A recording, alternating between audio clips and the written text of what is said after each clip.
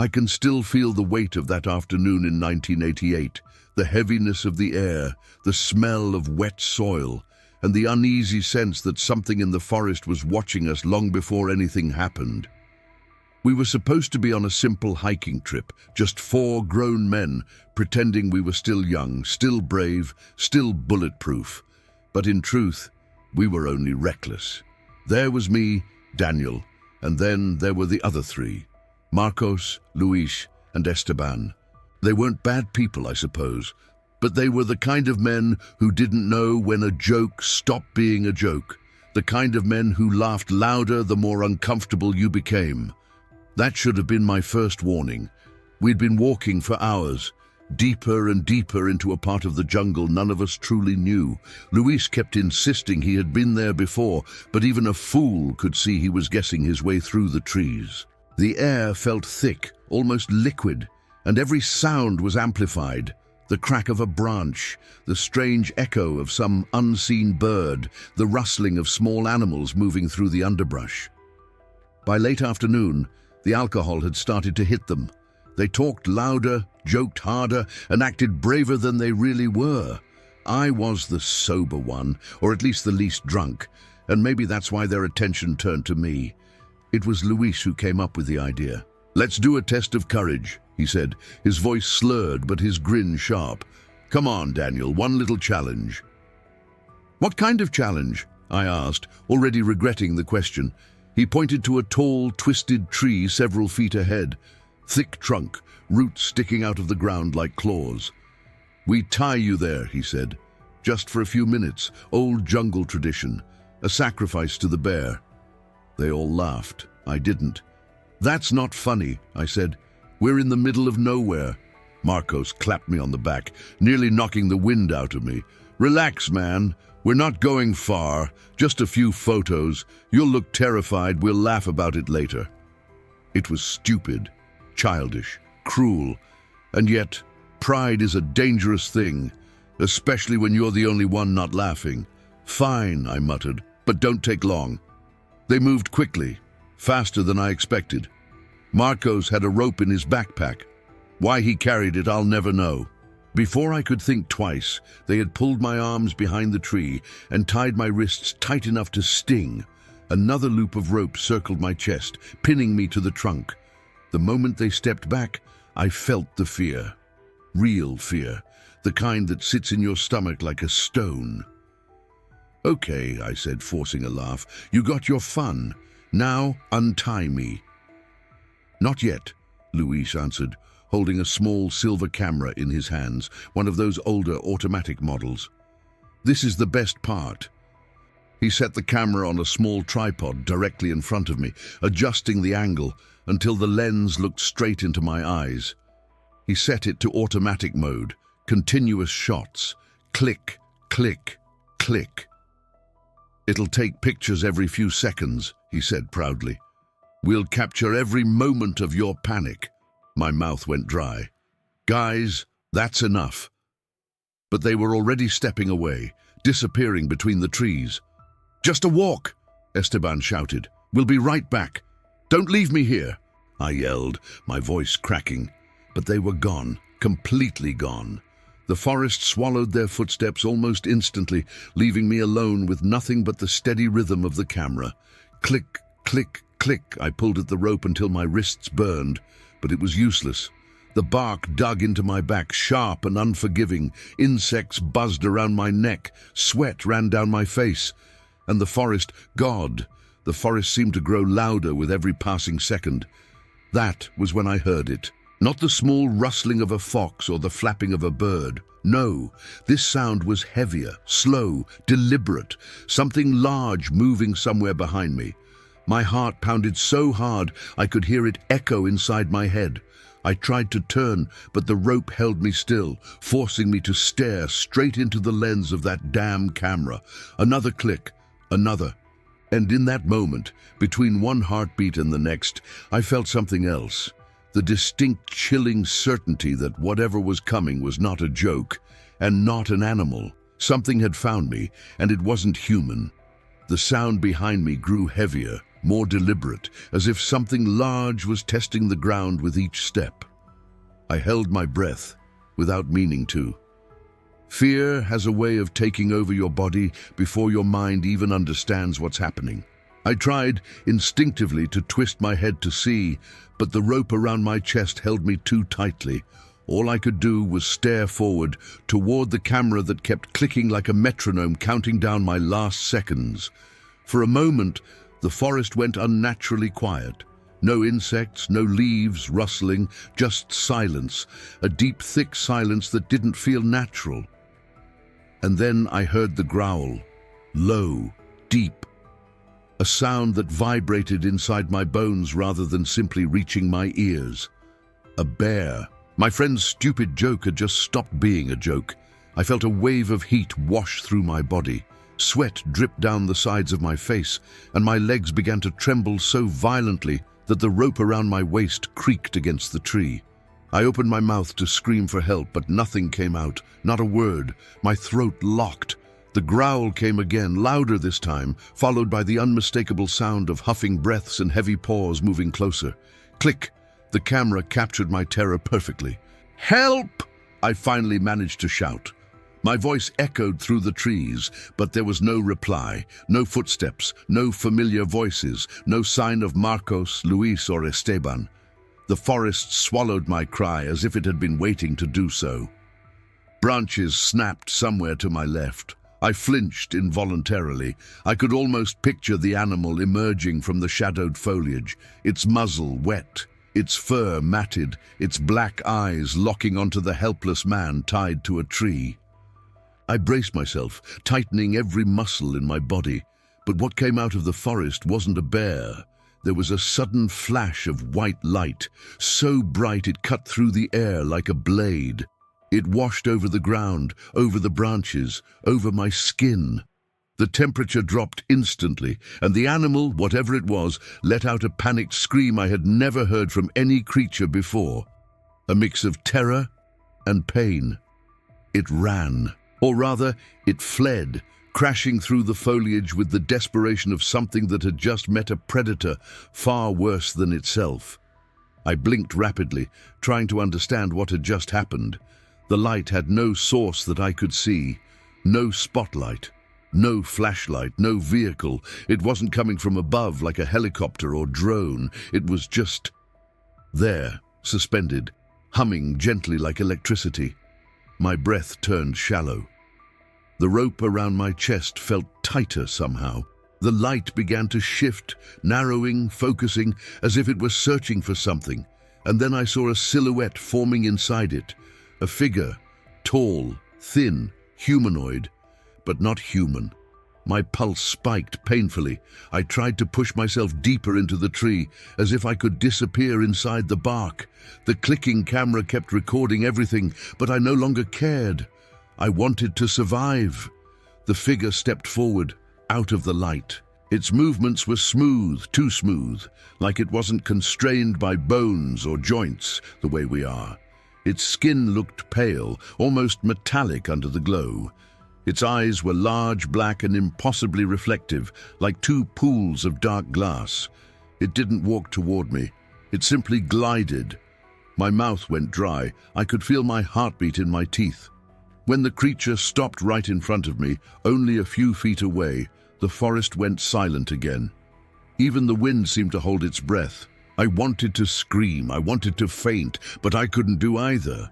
The being tilted its head slightly, as if studying me. Then it lifted one arm, long, impossibly long, and reached toward my face. I felt no fear in that moment, only numbness. Its fingers brushed the side of my forehead, and for a split second, everything around me vanished. The forest, the tree, the rope, even the weight of my own body. All that remained was a soft humming inside my skull, and a strange warmth spreading through my mind, like something was touching thoughts I didn't even know I had. When the world snapped back into place, the creature lowered its hand and touched the rope. I expected it to pull or cut it, but instead the fibers crumbled, turning into dust that drifted through the air like ash. My arms fell free. I collapsed to my knees. The creature stepped back, giving me space, almost respectfully. The camera clicked again. The being turned its gaze toward the lens, as if aware of it, and for the first time, I had the clear, chilling sense that whatever it wasn't just reacting to instinct. It understood. It chose. Then the light behind it shimmered, and everything in the forest changed. At that moment, tide or not, saved or not, I understood something with terrifying clarity. I was not alone, and I was not in control of what would happen next. For a few seconds after the rope turned to dust and my arms fell free, I couldn't move. My muscles had forgotten what freedom felt like. I stayed on my knees, palms pressed into the damp soil, breathing hard like I'd just resurfaced after being underwater too long. The creature stood in front of me, still as stone. It didn't attack. It didn't run. It simply watched me. The light behind it had softened, no longer blinding but still unnatural. White, without a clear source, bending around its body like it was part of it. The shadows in the forest didn't behave normally either. Branches and leaves cast shapes that didn't quite match their outlines, like reality itself was being pulled slightly out of alignment. I finally managed to lift my head and really look at it. Its skin was smooth and grayish, but not flat. There was a subtle texture, almost like very fine scales or a soft metallic sheen. Its head was slightly larger than a human's, with no hair, no ears that I could see, and a narrow jaw that never seemed to move. But the eyes, its eyes were everything. Large, black, reflective. When I looked into them, I didn't see just surface reflection. I saw depth. Like staring into a lake at night and realizing there is no bottom. My instincts screamed at me to run, but my body stayed rooted. It wasn't paralyzing me, but something about its presence held me still, not forcefully, but like a quiet, overwhelming suggestion that I should not move. What are you?" I whispered. My voice sounded small, ridiculous, swallowed by the trees. The creature didn't respond, at least not in any way I was prepared to understand. No sound came from it, no voice, no clicks, no mechanical tones. Instead, I felt something brush through my mind. Not a voice, not words, a feeling. It was like someone had opened a door in the back of my thoughts and let a breeze pass through. Images, emotions, and fragments of memories flickered and vanished so quickly I couldn't hold on to them. My childhood home, my mother's face, the first time I saw snow, the bitter taste of cheap whiskey, the rope digging into my skin, the bear's growl. Then one clear thought surfaced. Not mine. You are not meant to die here. My heart stumbled in my chest. I'm not, I stuttered. The creature's head tilted slightly as if examining my reaction. Its eyes softened, or at least that's how it felt. It took one step closer. My instincts tensed, but I didn't move away. For reasons I still can't fully explain, I didn't feel threatened by it in that moment. Terrified, yes, but not in danger. It extended its hand again, slower this time, as if it wanted me to see that it meant no harm. The fingers were long and thin, with joints that bent in ways that were slightly wrong to my eyes. It stopped just short of my chest, hovering a few inches away. I felt warmth radiating from it. Not physical warmth like fire, but something deeper, like a current running through my nerves. Then, without touching me, it shared another thought. Clearer, stronger. They did this. Not the forest. Not the animals. It didn't show me faces, but it didn't need to. I knew who they were. Marcos, Luis, Esteban. A cold anger rose in me, mixing with my fear. This hadn't just been a stupid joke. They had walked away and left me tied to a tree in the middle of the wild, knowing full well what could happen. They had abandoned me to die. I swallowed hard. "Where are they?" I asked. "My friends. Where did they go?" The creature's gaze sharpened. The light around us seemed to pulse once, then still again. My question didn't bounce back like sound. It went somewhere, into that strange, quiet presence that was looking through my thoughts. For the first time, I noticed its body wasn't completely solid. In the white glow, I saw faint distortions at the edges of its limbs, like heat waves over asphalt. It didn't fully belong to this place, to this reality. The answer I received was not what I expected, not words, not coordinates, just a sudden, crushing emotion. Finality. An end. My stomach twisted. "What did you do to them?" I whispered. No answer. It didn't show me fear or anger. It didn't show me satisfaction either, just inevitability, like a storm that had already passed. A breeze moved through the trees then, breaking the unnatural stillness. Leaves rustled above us. The forest seemed to exhale. Somewhere far away, a bird called out as if the world had resumed its normal rhythm, except nothing was normal anymore. The creature stepped back one pace, then another. I felt the connection fade from my mind, like someone slowly closing a book. The warmth inside my chest began to cool. "Wait!" I said, stumbling to my feet. "Don't go, please. Tell me what you want. Why did you save me?" It paused, turned its head slightly, one last time. The feeling that touched my thoughts then was unlike anything I'd ever experienced. Not curiosity, not hostility, something closer to pity. You needed to live. You need to see.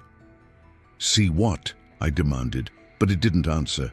The light behind it intensified, swelling until its form was nothing more than a dark outline inside a blinding halo. I threw an arm up over my eyes. For a moment it felt like the forest had turned into daylight made of metal and glass, and then darkness.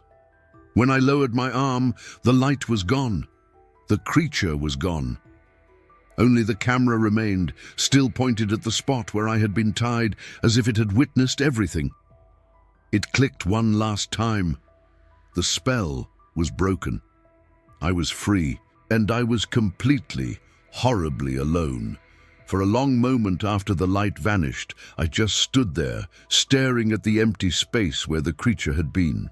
The forest looked ordinary again, if anything about that place could be called ordinary. The colors were the same. The shadows were back where they belonged. The air felt heavy but natural. But I had changed. Something inside me knew the world would never be ordinary again. My first instinct was to run. Anywhere.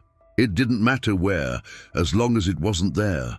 But another instinct, quieter and more stubborn, forced me to breathe, to think, to remember that I was still in the middle of the jungle with no clear way out. And then I remembered the camera. It sat there on its little tripod facing me, or rather, the spot where I had been tied to the tree.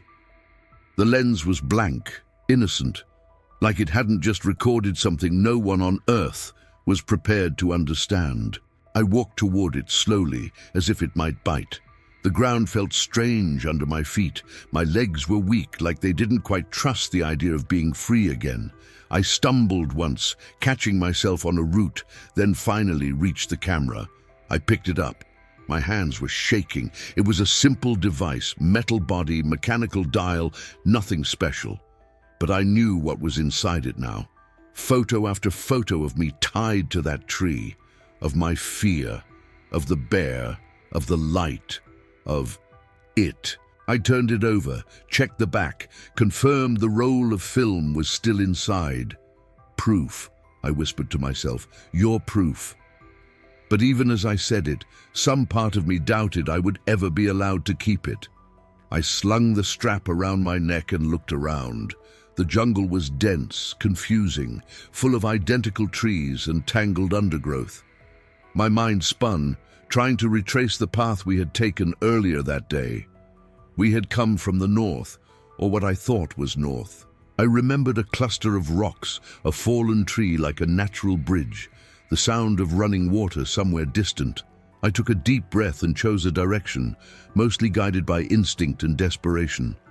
I started walking. Every sound made me flinch. Twigs snapping under my own boots sounded like someone or something following behind me. The calls of distant birds became warnings in a language I couldn't understand. At one point, a low branch brushed my shoulder, and I nearly jumped out of my skin. But step by step, the raw panic faded into something else. Anger. They had done this to me, my friends, the men I had trusted enough to walk into the wild with. They had tied me to a tree, laughed, walked away, and left me there. If that being hadn't come, I would have died, eaten, torn apart, and they knew it was a possibility. My jaw tightened. I kept walking. After what felt like an hour, but might have been less or more, time loses meaning when you're alone and scared. I noticed something familiar. A broken branch at shoulder height, a patch of ground trampled by several pairs of boots, the faint remains of a footprint in the mud. I was back on our earlier trail. Relief hit me so hard it almost hurt. If I could find the camp, I could find them, or at least the spot where they'd left our supplies. Food, water, maybe even a path back out. "Marcos!" I called. My voice broke on the name. "Luis! Esteban!" No answer. I followed the trail, eyes scanning the ground, tree trunks, everything. As I walked, I began to notice something else. Subtle at first, then more distinct. Footprints, ours, the familiar pattern of our boots, but over them, sometimes beside them, were other marks. They weren't animal tracks, not paws, not hooves, not claws. There were elongated impressions, faint ovals pressed into the soil, like something had skimmed rather than stepped, heavier in some places, absent in others.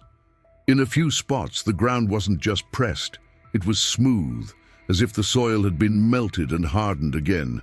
The hair stood up on the back of my neck. I quickened my pace. As I walked, the forest changed almost imperceptibly. The trees seemed more spaced out. The light filtered differently through the canopy, less golden, more gray. Even the air felt cooler. Or maybe it was just me, sweating cold under the adrenaline. Then I saw it, the remnants of our camp. Our backpacks lay scattered across the ground, some open, clothes spilling out. A metal mug lay on its side near the ashes of a campfire that had burned low and died out on its own. One of the folding chairs we'd brought was knocked over. The other stood upright, empty, but no people, no Marcos, no Luis, no Esteban. "Guys!" I called, my voice hoarse. "This isn't funny. Where are you?" Silence met me. I stepped further into the camp, turning slowly, searching for any sign of them. A jacket, a boot, a dropped bottle, anything. Instead, what I found stopped me cold. Near the edge of the clearing, the ground looked disturbed, like something heavy had been dragged or dropped. The dirt was dark, a little too dark. I swallowed hard and knelt down. It wasn't fresh blood, but it had been. A smear. Not a pool, not torn earth, not signs of a struggle in the way I expected, but a line, like someone had been pulled across the ground for a short distance and then simply vanished. Right at the edge of the camp, the smear stopped. No more blood. No more footprints, just untouched forest floor, as if whoever had been there had walked or been taken out of reality itself. I stood up slowly, every nerve in my body screaming a warning I couldn't fully understand. The creature had told me, or rather made me feel. They did this, not the forest, not the animals, but standing there, in the middle of that empty camp, with those strange marks in the soil and the blood that ended in nothing. I started to wonder if it was telling me the whole truth, or if I was only seeing the part of the story I was meant to see. For a few seconds, I just stood there, staring at that smear of dried blood ending in nothing, feeling my mind trying to find a normal explanation and failing miserably. Maybe they'd been attacked by an animal. Maybe they'd run off wounded. Maybe they were playing some sick, elaborate joke, but no animal drags a bleeding body across the ground and then simply stops without leaving more prints, more signs, more chaos. No human bleeds like that and then walks away perfectly clean. Something else had happened, something I didn't have words for yet. I forced myself to move. "Marcos!" I called again, louder. "Luis! Esteban! This isn't funny! Come out!" The trees around me answered only with the rustle of leaves and the distant cry of some bird that sounded too far away to help. I walked slowly around what remained of the camp, scanning every inch. Bowls, cutlery, a half-opened food can, a torn plastic bag, a blanket crumpled near a fallen log. Our world, scattered, abandoned in a hurry. Then I noticed something near the fire pit. It was small, easy to miss. A boot print, one of theirs. I recognized the sole pattern, Marcos's heavy hiking boots. Only this time the print was sharper, deeper, like he'd taken that step with all his weight, maybe stumbling, maybe trying to run.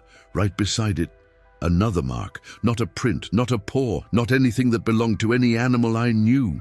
Just a faint, elongated depression, like something long and smooth had touched the ground without really stepping on it. I followed the direction the prints pointed. They led toward the trees. For the first few meters, I could see the traces clearly. Boot prints, disturbed leaves, the occasional smear, like someone had brushed against the earth. Then slowly, they faded. The boot marks became lighter, the disturbed foliage less obvious. The blood ended, and then nothing. Just untouched forest floor. I felt sick. I turned back to the clearing, my chest tight. I didn't want to call their names anymore. I didn't want to hear silence answering me again. But I couldn't just leave either. I needed to be sure, needed something solid to hold on to, even if it was horrible. I walked back to the camp and checked the backpacks. Their wallets were still there. Money, cigarettes, knives. One of them had even left his flask half full. Whatever had happened, they hadn't packed to go anywhere. They hadn't left by choice. That's when I noticed something else. Near the base of a tree, just beyond the arc of the dead campfire, a small metallic glint caught my eye. I approached, kneeling down to brush away leaves. It was Marcos's watch. The strap was broken, the face cracked, but it was still ticking. The second hand moved steadily, counting time, as if nothing had happened. I picked it up slowly. He would never have removed that watch willingly. He was proud of it, showed it off all the time, claimed it could survive the end of the world. I closed my fist around it. "What did you do?" I whispered, not sure if I was speaking to the forest, to the creature, or to my absent friends. For a moment, rage flared hot inside me. They had tied me up. They had walked away. They had left me there. A part of me felt like whatever had happened to them, maybe they deserved a taste of fear. But another part of me, the part still capable of being human, felt something else. Grief, shock, the sting of loss mixed with confusion. They had been idiots, cruel, reckless, but they had also been my friends. I put the watch in my pocket and forced myself to keep looking. The camp was too quiet, too still. There was no sign of struggle beyond the faint traces I'd already found. No broken branches, no torn clothing, no scattered weapons. It was as if they had been selected, taken. The word surfaced in my mind with a cold weight. Taken. I felt watched. The sensation came so suddenly and so strongly that I froze mid-step. The skin on the back of my neck prickled. My ears strained for any sound out of place. My eyes swept the trees, the shadows between them, the spaces under the branches. Nothing moved. No light. No creature. But the feeling didn't go away. I turned slowly in a full circle, listening to my own breathing, to the thump of my heart. The forest seemed to press in on me from every direction, as if it knew I had seen too much. "You wanted me alive," I said aloud, voice trembling. "You said I was not meant to die here. You let them be taken, but not me. Why?" The question hung in the air with no answer. I didn't know what else to do, so I did the only thing that made sense. I grabbed what I could, my backpack, a canteen, a flashlight, a pocket knife, and got ready to leave the camp behind. As I bent to pick up my bag, something made me look back toward the direction of the tree where I'd been tied. There was a narrow line through the foliage, barely visible unless you knew it was there, a path of slightly flattened plants and disturbed leaves, a trail, not the one we'd come in on, a different one, leading deeper into the forest. Everything in me screamed to walk the other way, to follow the original trail back toward civilization, toward roads and people and explanations that wouldn't satisfy me but would at least be familiar. But I couldn't shake the last impression the creature had left in my mind. You need to see. If I turned my back now, I knew I would spend the rest of my life haunted by questions I couldn't even articulate. But if I followed that trail, I swallowed hard. Then I made a choice. I tightened the straps of my backpack, adjusted the camera hanging from my neck, took one last look at the empty camp, and stepped off the familiar path. I followed the trail that shouldn't have been there, deeper into the forest, toward whatever it wanted me to see. The deeper I walked into that hidden trail, the more the world around me began to shift, subtly at first, then unmistakably. The forest no longer felt like the same place where we had been joking, drinking, and wandering hours before. It felt curated, arranged, as if something had reshaped it with intention. The air grew cooler, but not naturally. It was the kind of chill you feel inside an old abandoned building, not in the middle of a humid jungle. Even the light filtering through the canopy looked different, less golden, more washed out, like the sun was trying to shine through a thin veil of smoke. And yet, nothing burned. Every few steps I glanced behind me, half expecting to see someone or something following, but the trail remained empty. My own footsteps were the only sound, crunching softly on the leaves and broken twigs. Once or twice, I thought I heard a whisper like words too low to decipher, but when I stopped, the forest went silent again. The camera around my neck bumped gently against my chest as I walked. I kept touching it, gripping it, making sure it was still there. It was the only proof I had of everything that had happened, the only thing grounding me. After what felt like 30 minutes, the trail widened. Trees grew farther apart, and shafts of pale light pierced the space between them, illuminating patches of moss-covered ground. In the distance, I saw something that made my stomach tighten. A tree, a single, enormous tree. At first, I thought it was just unusually tall, but as I moved closer, the truth became clearer. It wasn't just tall, it was wrong. Its trunk was perfectly smooth, with no bark texture, no knots, no scars.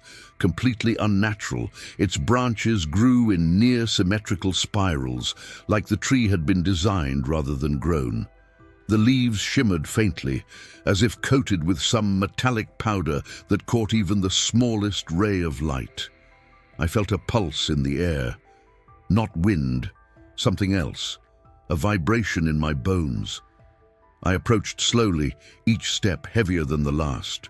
The closer I got, the more I felt watched, not by eyes, but by the forest itself, as though countless unseen observers were holding their breath, waiting to see what I would do. When I reached the tree, I halted. There, at its base, was something even more disturbing. Footprints, human footprints, 3 sets, deeply pressed into the earth. Marcos's, Luis's, Esteban's. I crouched, tracing the outlines with my fingers. They weren't old. They weren't washed away by wind or rain. They were fresh, recent. Yet something was wrong, something that made the hair on my arms rise. The prints didn't lead away. They led toward the tree and stopped at the trunk, as if the men had walked straight into solid wood and vanished. I stood up slowly, every nerve in my body tightening. My breath quickened. "No," I muttered. "No, that's impossible." But the prints were right there, unmistakable, deep, clear, human. I stepped closer, pressing my hand against the trunk. It was warm, not sun-warm, alive warm. The tree vibrated faintly beneath my palm, like a heartbeat buried beneath layers of wood. I snatched my hand back, stumbling one step. "What are you?" I whispered. The forest answered, not with words, not with sound, but with the same presence I had felt before, the creature's presence, a pressure behind my eyes, a shift in my thoughts, a whisper without voice. They walked where they should not. They touched what was not theirs. My pulse hammered in my ears. "Where are they?" I demanded. "Are they alive?" Silence. A silence that felt like the forest refusing to lie. My throat tightened. I felt anger boiling beneath my terror. Anger at them for what they had done to me, anger at whatever had taken them, anger at the universe for showing me a truth I was not prepared to understand.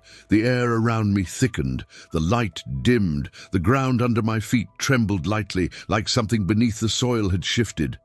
Then, to my horror, the tree changed. The smooth surface rippled as if liquid skin was stretching, reforming. A faint outline appeared, an oval shape, darker than the rest of the trunk. It grew more defined, like a bruise rising under the surface. Then it opened, not like a door, not like bark splitting. It unfolded. Inside there was no wood, no hollow, no chamber, just light, white, cold, silent. The same light I had seen earlier, the same light that had saved me. A wave of instinct hit me. Run, run now, do not look back. But something else held me in place, something the creature had left behind. "You need to see." My hands trembled, my breath turned shallow, my mind raced between terror and fascination. Inside that light, I saw shadows, 3 of them, human shapes, motionless. My heart slammed so hard I felt dizzy. "Marcos, Luis, Esteban?" No answer. Only the low hum of something ancient and intelligent vibrating through the open tree. I stepped back, my legs shaking. I realized with sickening certainty that I was not supposed to save them. I was supposed to witness what happened to them, and whatever had taken them was not done with me yet. For a long moment I could only stare into that impossible light inside the tree, unable to process what I was seeing. The opening glowed softly, pulsing like a living lung, inhaling and exhaling light instead of air.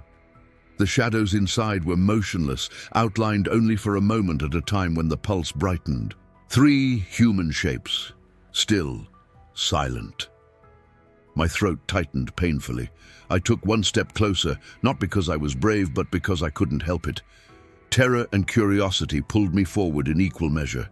The air around the tree felt different, charged, almost humming against my skin like static electricity. "Marcos?"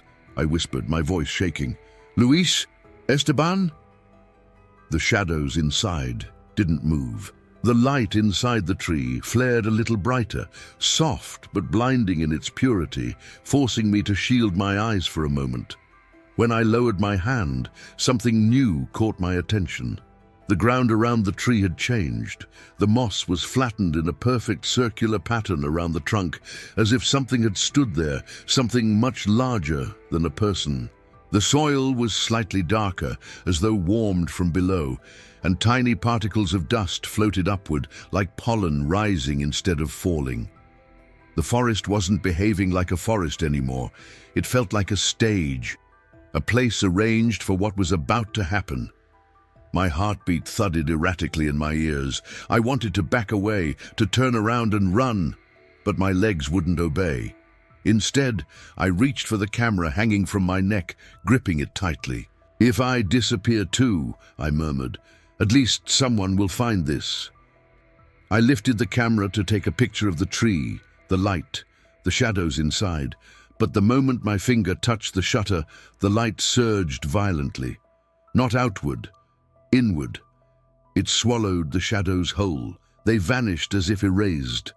The tree sealed shut in one smooth, liquid motion, leaving no seam, no crack, no sign it had ever opened. Just solid wood, perfect, symmetrical, impossibly smooth. I stumbled back, gasping. "No, no, no, no!" I ran to the trunk, slamming my palms against it. The wood was warm again, beating faintly like a slowed heart. I pressed my ear to it, desperate, listening for voices, movement, anything, nothing, only rhythmic, low vibrations that didn't feel human. I slammed my fists against the trunk, tears of confusion and fear welling in my eyes. "Give them back!" I screamed. "Whatever you did, give them back!" Silence. But not empty silence, listening silence. Slowly, I backed away, chest heaving, hands trembling uncontrollably. I stared at the tree, knowing in some deep, instinctive way that whatever had just happened wasn't over. Then the forest shifted again. A breeze moved through the branches above me, but the leaves didn't move. I felt the wind on my skin, cold, impossibly cold, but the foliage stayed still, like painted scenery. A faint crackle filled the air, like static building. And then I sensed it. That presence. The same one I had felt when the creature touched my mind. I turned slowly. There it was, standing at the edge of the clearing, not glowing this time, not surrounded by light, just standing, tall, grey, still, its black eyes reflecting the world around it like polished stone. My breath hitched, fear gripped my spine like a fist, but beneath it, a strange familiarity settled in, as though some invisible thread still connected our minds. "You," I whispered, barely able to speak. The creature tilted its head slightly, an elegant, almost curious motion. "What did you do to them?" I asked, my voice cracking. "What happened inside that tree?" The creature didn't move, didn't blink, didn't breathe, at least not in any way I recognized. Instead, a thought pushed into my mind with the softness of a memory and the weight of a command. Not taken, not killed, changed. Changed. My voice rose, trembling with anger. Into what? Why?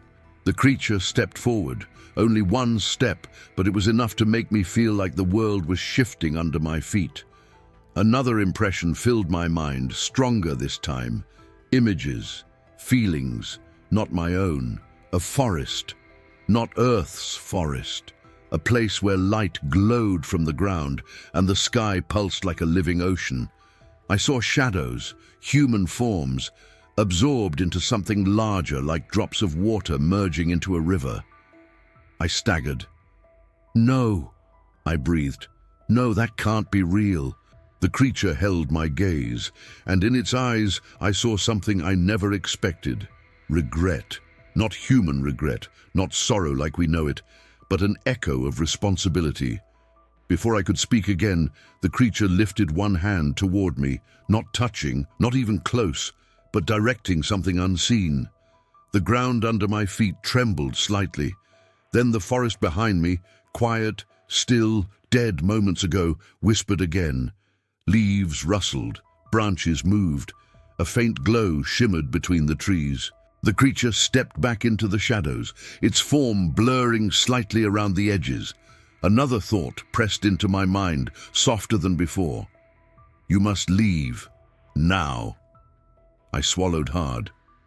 But what will happen to me? For the first time, the creature's head tilted downward, almost like a bow, a gesture that chilled me more than any threat could. That depends on what follows you. And with that, it vanished into the trees, as silently as mist disappearing into the wind. I didn't know what was following me. I didn't know what changed meant. I didn't know if my friends were alive, dead, or something in between. But I knew one thing. The forest wanted me to move, now. And if I didn't, I wouldn't be alone for long. I didn't question the warning. I didn't try to understand it. Some instincts are older than language, older than reason, older than fear itself. And mine told me one thing: run. So I did. I turned away from the clearing, from the impossible tree, from the place where my friends had vanished from reality itself. And I forced my legs to move. My muscles protested. My breath came fast and uneven. The forest seemed to twist around me, every shadow stretching longer, every sound sharper. I didn't know where I was going. I just knew I had to get away. The trail, if it could still be called that, shifted constantly. One moment the ground sloped gently downward. The next moment it felt as though I was climbing something steep without ever seeing an incline. My sense of direction unraveled like loose thread. Behind me, the forest whispered. Leaves rustled when there was no wind, branches creaked without moving, and every few seconds I heard it, a faint tapping, not like footsteps, not like hooves, something else, light, deliberate, methodical, tap, tap, tap, like someone or something was walking with long, thin limbs that barely touched the earth. I glanced over my shoulder, heart hammering. There was nothing visible behind me, but the presence lingered. It felt like a shadow stretched just out of sight. Watching, following, waiting. Keep moving, I murmured to myself. Don't stop, don't stop. The path darkened as the canopy overhead thickened. The air grew colder still, making every breath sting my lungs. For a moment, I thought night was falling far too quickly, but then I realized it wasn't the sun, it was the forest. The leaves above me had changed color, darkened from green to a nearly black shade, absorbing the light rather than filtering it. The trunks of the trees twisted into new angles, creating shapes that looked like limbs reaching down, stretching toward me. Tap, tap, tap, closer now. I increased my pace, stumbling through roots and rocks. My foot caught on something and I crashed into the ground, the impact knocking the wind from my chest. The camera slammed against my ribs. Pain shot through my side. I struggled to get up. And then I heard the tapping stop, not fade, not grow quieter. Stop. Silence swallowed the forest in one single breath, a silence so complete it felt unnatural, suffocating, intentional.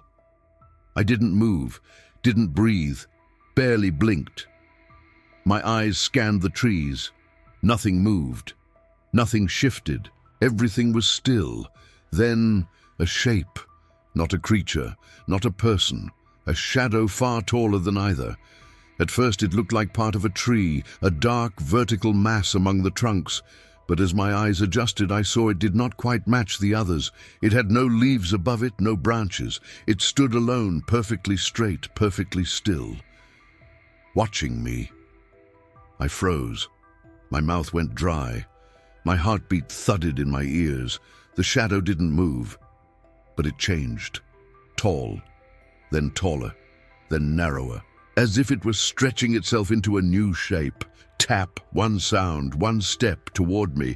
My body finally responded. I scrambled to my feet, ignoring the pain in my leg, and ran, not forward, anywhere. I tore through the forest, branches whipping my arms, thorns ripping at my clothes, breath burning in my chest. I didn't care where I went. I just needed distance, space, something. The forest opened suddenly, so abruptly that I stumbled forward into an unexpected clearing. And there it was, the waterfall, a wide, shimmering curtain of water cascading over smooth, dark rocks into a pool below. Mist hung in the air like cold smoke. The sound was loud, powerful, drowning out everything else. The tapping, the whispering, even my own breathing. For the first time since the tree, I felt something close to relief. The clearing was bright, open, natural in a way nothing else had been since the creature vanished. I half fell, half collapsed onto a flat rock near the water, gasping for air. The sound of the waterfall shielded me, wrapped around me, protected me. For several minutes I just sat there, shaking, gripping the camera like a lifeline. Finally, I forced myself to look behind me. The tree line was still, no shadow, no tapping, nothing. I exhaled shakily, wiping sweat from my forehead. Maybe whatever had followed me couldn't cross the water's threshold. Maybe the sound messed with its senses, or maybe I had simply outrun it. I didn't know. But then something caught my eye, something floating gently near the edge of the pool, a piece of fabric, white, soaked, clinging to a rock. My stomach dropped. I crawled toward it, hands trembling. When I reached it, I lifted it carefully out of the water. It was a shirt, a torn, wet, familiar shirt. Esteban's. The forest behind me whispered again. But this time, the whisper came from two directions, one from the trees, the other from behind the waterfall. Slow, soft, not human. And for the first time, I realized the creature hadn't just been warning me to leave. It had been trying to tell me something else. I wasn't alone. Not out here, not anymore. And whatever was behind that waterfall was waiting for me. For a long moment, all I could do was stare at Esteban's drenched shirt clinging to my hands like a piece of dead skin. The fabric was cold, heavy, and unmistakably his. Same cheap cotton, same faded color, same tear on the right sleeve from when he tripped over a fence months before. He had been here recently. The waterfall roared before me, a wall of sound so loud it felt like it pushed everything else. Fear, footsteps, whispers out of my head. And maybe that's why I felt a sudden, desperate urge to move toward it. Like the only truth left in that forest was hiding behind that crashing water. But another whisper drifted from somewhere behind me, soft, nearly inaudible. Not English, not any human language, but familiar. A presence. I turned sharply. Nothing. The tree line stood silent, unmoving, the black leaves absorbing the dim light like hungry eyes.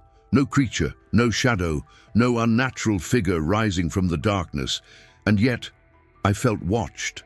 It wasn't the same presence as before, not the creature who had freed me, not the thing that had followed me.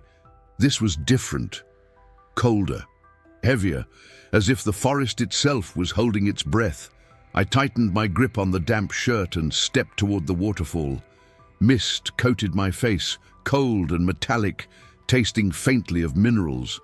The closer I moved, the more I noticed how strange the water looked. Not wrong, just too smooth, too perfect in its motion, like every drop was falling at the exact same speed. Nature could be beautiful, yes, but not symmetrical like this. Something was behind that curtain of water. I could feel it. "Esteban," I called out, "are you there?" The waterfall answered me with indifference. No human voice replied, but there was a sound, a faint echo behind the water, like stone shifting, or something breathing. I took a deep breath, felt my heart pounding against my ribs, and made a decision I'm still not sure was sane. I stepped into the waterfall. The water hit me hard, colder than ice, sharp like needles. My breath caught in my throat as I pushed through, stumbling on slick rock. I shielded my camera with one arm, praying it wouldn't break. For a moment I couldn't see anything, just a flurry of white and cold and noise. Then I emerged on the other side, and the world changed again. Behind the waterfall wasn't a cave, wasn't a cavern, wasn't anything natural. It was a chamber, smooth, rounded, with walls that glowed faintly, a soft, pale light radiating from veins that pulsed like living tissue. I reached out and touched one of the walls. Warm, alive, breathing. No cave does that. As my eyes adjusted, I saw something on the floor. Boot prints, 3 sets. They led deeper into the chamber. I swallowed hard, forcing myself to follow. As I walked, the glow intensified, not blinding but overwhelming in its purity. The chamber narrowed, then widened into a circular room, and that was when I saw it, a column of light rising from the floor to the ceiling, tall, silent, shimmering like liquid glass. Inside the column, 3 silhouettes, human silhouettes. I stumbled forward, tears burning behind my eyes. Marcos, Luis, Esteban. The figures stood motionless, suspended in the light as though time itself had stopped for them. Their bodies were upright, but limp, heads slightly tilted forward, arms hanging at their sides. I moved closer until I could make out faint details. Hair, clothing, outlines of their familiar faces. But their faces weren't right. Their eyes were closed too tightly. Their skin looked too smooth. Their chests didn't rise and fall. "Wake up!" I shouted, slamming my hand against the light. "Wake up, please!" The column shimmered, rippling like disturbed water, but did not break, did not open, did not free them. Instead, something else happened. A surge of heat shot through my arm, traveling into my chest. I gasped, stumbling back. The light column pulsed once, twice, synchronized like a heartbeat.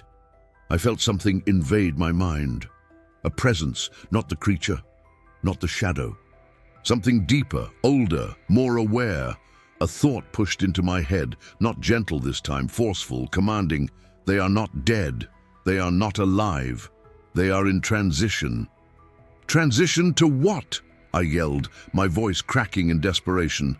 But the thought didn't answer. Instead, a new sound filled the chamber, low, rhythmic tapping. Slow, deliberate, getting closer. The same tapping that had followed me through the forest. Except this time, it wasn't behind me. It was inside the chamber, somewhere to my right. I turned slowly, dread coiling inside my stomach. A figure emerged from the glowing wall, not walking, not materializing, forming, tall, shadow-like, the same presence that had stalked me through the trees. My breath froze in my lungs. The creature who saved me wasn't the only one here. There were others, and one of them, the one stepping toward me, had followed me into the chamber to stop something I wasn't supposed to see, or to ensure I joined the others in the light. Before I could move, before I could scream, it spoke in my mind with a crushing weight. You should not have come. And the chamber began to close behind me. The chamber walls shifted as soon as that towering figure stepped toward me. The soft, living glow inside them dimmed, rippled, then sealed behind me like a closing throat. I heard no sound, no grinding of stone, no click of metal. Only the quiet, suffocating certainty that there was now no way back. I was trapped. The shadow being moved closer, its form half solid, half liquid, as though it was sculpted from darkness itself. It towered above me, taller than any man, its limbs elongated, its features indistinguishable except for one thing, its eyes. Two pale, vertical slits glowing within the mass of shadow. They watched me not with curiosity, but with judgment. I stumbled backward until my shoulders hit the glowing column that kept my friends suspended. The light thrummed against my back like a heartbeat that wasn't mine. The creature's voice pressed into my mind, heavy and cold. You were not chosen. I swallowed hard, forcing air into my lungs. Chosen for what? Another pulse of silence. Then, the change. My heart pounded painfully. What change? I shouted. What did you do to them? The shadow took one more slow, deliberate step. The closer it came, the colder the air became, as though reality itself recoiled from its presence. They touched what was not for them. They entered what was not open. They awakened what slept. The words weren't spoken. They appeared inside me like memories that weren't mine. I don't understand, I whispered. The creature's form stretched, warped for a moment as if considering me. Then a new sensation entered my mind, not words this time, but images. Flashes, rapid, violent, overwhelming. My friends entering the clearing, touching the smooth, warm surface of the impossible tree, laughing. Pushing each other, pounding their fists against the trunk, trying to carve their names into it, and then the tree opening, a blinding light swallowing them, their bodies lifting off the ground like marionettes pulled upward by invisible strings, their screams muffled by the hum of something ancient, awakening beneath the roots. I gasped, chest tightening. No, no, they didn't know. Ignorance does not protect. Intention does not matter. Let them go, I shouted. Please, let them go. The creature tilted its head slightly, and the glow around its slitted eyes flickered like a dying flame. The change has begun. There is no return. I felt my knees weaken, my throat tightened until I could hardly breathe. They were human, I whispered. They were idiots, yes, but human. They didn't deserve this. For a moment, the presence inside my mind softened. Not warm, not comforting, but less sharp. As if the being were acknowledging something painful, Humans tamper with what they do not understand. Some are curious, some are cruel, some are lost. My friends' faces flashed in my mind again. Marcos's cocky grin, Luis's restless energy, Esteban's constant attempts to impress everyone around him. Flawed men, stupid men, but not monsters. The shadow stepped closer, towering over me until its cold weight pressed against my thoughts. You were spared because you feared. I feared, I stammered. Fear protects. Fear keeps the door closed. You did not touch the root. You did not seek the heart. You did not awaken the tree. My breath shuddered. Suddenly, the light behind me changed. The column pulsed, once, twice, and the silhouettes inside twitched. I spun around, pressing both hands to the glowing surface. Their fingers curled, their heads lifted slightly, their faces, smooth seconds before, wavered like melting wax. "No! No! Stop!" I screamed. A sharp, piercing hiss filled the chamber, and the shadow behind me expanded, its form rising, stretching until it filled half the room. The transformation must complete. It cannot be undone. "Why?" I cried. "Why them? Why any of this?"